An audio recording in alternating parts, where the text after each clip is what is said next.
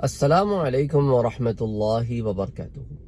ایک اور مسئلہ جو ہمارے معاشرے میں موجود ہے وہ ہے بوائے فرینڈ گرل فرینڈ کا چکر، حرام تعلقات، ناجائز تعلقات۔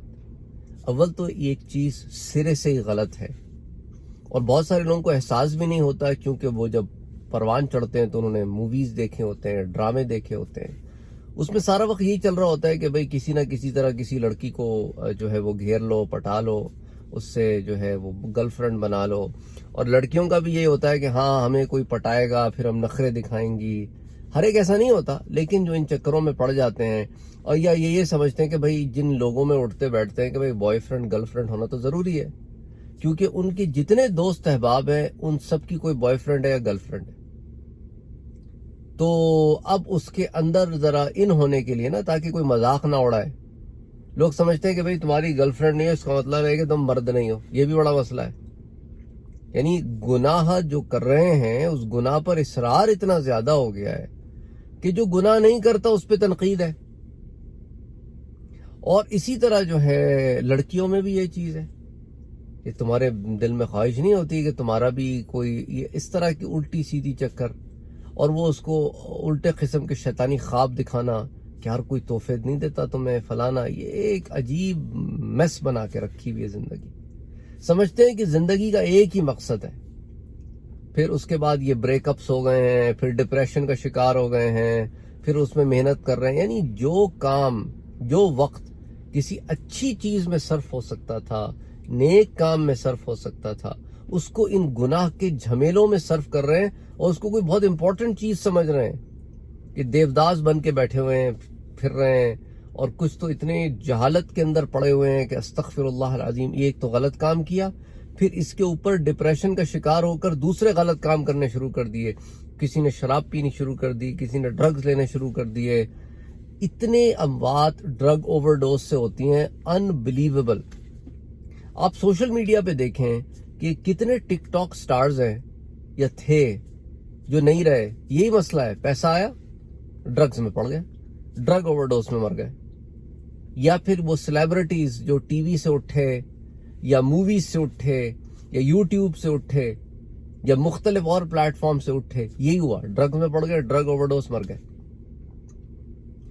یہ عجیب معاملہ ہے کہ ہم اپنے آپ کو اتنا اسٹریس دیتے ہیں، اتنا اسٹریس دیتے ہیں کہ اس اسٹریس کو ریلیف کرنے کے لیے پھر غلط مواقع ڈھونڈتے ہیں۔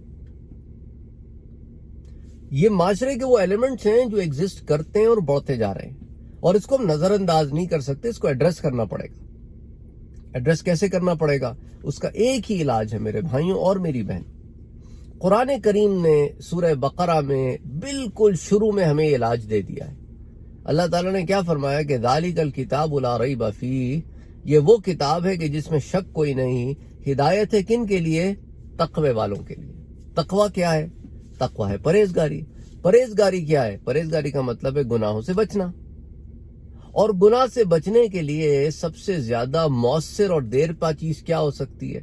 اب لوگ ہم سے پوچھتے ہیں جی سر گناہ ہو جاتا ہے، ہم توبہ کرتے ہیں گناہ ہو جاتا ہے، لیکن یاد رکھو کہ دیکھو اگر سچے دل سے توبہ کی ہے نا کہ گناہ نہیں کروں گا یہ اور توبہ کی بھی ہے، تو پھر اگر ہو جائے تو پھر دوبارہ توبہ کر لو، اور توبہ کرتے وقت اگر کوئی یہ نیت کرے کہ توبہ کر رہا ہوں پھر کر لوں گا تو وہ توبہ ہی نہیں ہے۔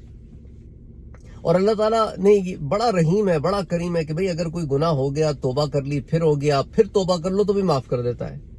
اس پر میں آپ کو بڑا تفصیل سے ایک درس پہلے دے چکا ہوں کہ ایک ہی گناہ اللہ تعالیٰ کتنی دفعہ معاف فرماتا ہے، اس پر تفصیل سے درس موجود ہے، آپ وہ سن سکتے ہیں۔ تو اب چکر کیا ہوتا ہے کہ پرہیزگاری کا جو ایلیمنٹ ہے نا، اس کو دیرپا کرنے کے لیے اپنے اندر اس احساس کو جگانا بہت ضروری ہوتا ہے کہ ایک تو اللہ کون ہے؟ السمیع ہے، سب کچھ سنتا ہے، العلیم ہے، سب کچھ جانتا ہے، البصیر ہے، سب کچھ دیکھتا ہے۔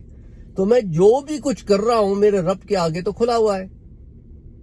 میں دنیا جہان سے چھپا لوں، رب سے تو نہیں چھپا سکتا۔ تو مالک یوم الدین، روز جزا کا جو مالک ہے اس کو پھر میں کیا جواب دوں گا جزا والے دن؟ انسان کے دماغ میں اگر یہ خیال راسخ ہو جائے نا، بالکل جڑ پکڑ جائے، انڈورس کر لیں، انگریو کر لیں دماغ میں ہر کام کو کرنے سے پہلے انسان کے دماغ میں اگر یہ سوچ آنی شروع ہو جائے کہ میں اللہ کو کیا جواب دوں گا، وہ اسے پرہیزگاری کی طرف لے کے آئے گا. اور یہ چیز اگر ہمارے اندر انگریو ہو جائے تو ہم تقوی والے ہو جائیں گے، اللہ سے خشوع و خضوع کرنے والے، اور ساتھ ڈرنے والے اس طرح کہ اس سے اتنی محبت کی جائے کہ اس کی ناراضی سے ڈرا جائے. تو ایک ایلیمنٹ تو یہ ہو گیا سوسائٹی کا. اچھا، اس کے اندر استغفر اللہ العظیم شادی شدہ لوگ بھی ملوث ہیں. شادی شدہ لوگ ہیں، عورتیں ہیں، گھر میں شوہر موجود ہے لیکن باہر بھی معاشقے ہیں. مرد ہیں، گھر میں بیوی موجود ہے، باہر بھی معاشقے ہیں. چیٹنگ پہ معاشقے ہیں، آفس میں معاشقے ہیں، اس طرح اور الٹی سیدھی چیزیں. اچھا، پھر ایک اور پرابلم ہے، چونکہ کو ایجوکیشن میں پڑھے ہوئے ہیں، حیا اٹھی ہوئی ہے دماغ سے، آنکھوں سے. کبھی زندگی میں کوئی کلاس فیلو مل گیا یا مل گئی اور ان کے گھر میں چپ خرچ چل رہی ہے، ادھر بھی چپ خرچ چل رہی ہے، تو وہ پرانے تار جوڑ دیے، گھر سے باہر وہ ایک اور معاملہ چل رہا ہے. یعنی بے خوف ہو کر ہم گناہ کر رہے ہیں، بے خوف ہو کر کہ جیسا ہم نے ہمیشہ یہیں رہنا ہے، یہاں سے تو جانا ہی نہیں ہے، کبھی پکڑ ہوگی نہیں. اچھا، آن ٹاپ آف دیٹ اب چکر کیا ہے؟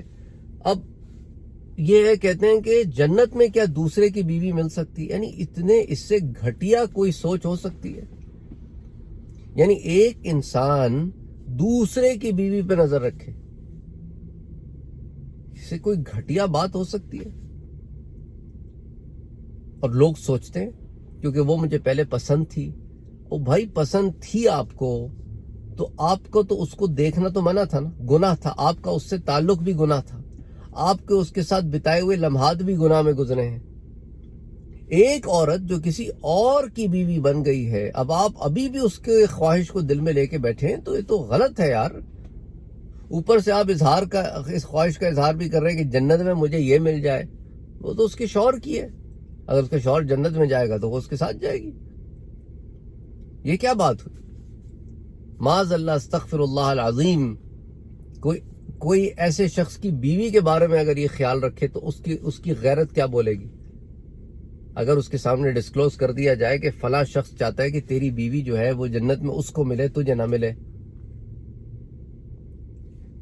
یعنی دوسروں کی بارے میں ہم اس طرح سوچتے ہیں، اتنی بےغیرتی سے دوسرے کی عزت پہ نظر گاڑتے ہیں. یہ دیکھو نا، یہ جو بوائے فرینڈز اور گرل فرینڈز والا چکر ہے، جو گرل فرینڈ بناتے ہیں لڑکے، ان کی غیرت اس وقت کیوں جاگتی ہے جب بات ان کی بہن بیٹی پر آتی ہے؟ دوسرے کی بہن بیٹی کے وقت غیرت کیوں نہیں جاگتی؟ اس وقت تو بدماشی جاگتی ہے. چھوڑوں گا نہیں میں، ہوتے کون ہو تم دو پیار کرنے والوں کو ملنے سے روکنے والے؟ مطلب اس وقت بغیرتی ہوتی ہے، ٹاپ پر، ہائٹ پر بغیرتی ہوتی ہے. اور جب اپنی بہن بیٹی کی بات آتی ہے تو غیرت جاگ جاتی ہے. اوئے، تیری ہمت کیسی ہوئی ہمارے گھر کی کسی لڑکی پہ نظر ڈالنے کی، اور جو تم سارے جگ کی لڑکیوں پہ نظر ڈالتے ہو. مطلب منافقت ہے نا، ہپوکریسی ہے، اسی کو نفاق کہتے ہیں. تو خدا کے لیے منافقت سے بچو، اپنی نظروں کی حفاظت کرو. جس طرح آپ کو آپ کے گھر کی عزت عزیز ہے، تو وہ لڑکیاں دوسروں کے تو گھروں کی عزتیں ہیں، وہ بھی تو ہیں نا. اسی طرح لڑکیاں بھی آج کل وہ بھی بڑی بے باک ہو گئی ہیں، بڑی بے باک ہو گئی ہیں. زبانیں بھی دراز ہو گئی ہیں، نگاہیں بھی بے باک ہو گئی ہیں، اور حرکات بھی بے باک ہو گئی ہیں. خدا کا خوف کرو. ان لوگوں کو جو تمہارے ماں باپ ہیں یا تمہارے جو بھی ہیں رشتہ دار ہیں یا بھائی بہن ہیں، ایک ٹرسٹ کے ساتھ آپ کو گھر سے بھیجتے ہیں اور آپ باہر جا کر کیا کرتی ہو؟ I mean, it just goes both ways. چھپ چھپ کے کیا کر لو گے یار؟ کس سے چھپا رہے ہو؟ گناہ کرنا ہے تو وہاں جا کے کرو جہاں کوئی دیکھنے والا نہ ہو. اور ایسی کوئی جگہ ہے نہیں، کیونکہ رب تو سب دیکھتا ہے، سب جانتا ہے. بہرحال اپنا اور اپنوں کا خیال رکھیں اور گناہوں سے بچیں، اور اس قسم کی خواہشات کا اظہار نہ کیا کریں. جنت پاک جگہ ہے، اور اپنے خواہشات کو پاک رکھیں. السلام علیکم ورحمۃ اللہ وبرکاتہ.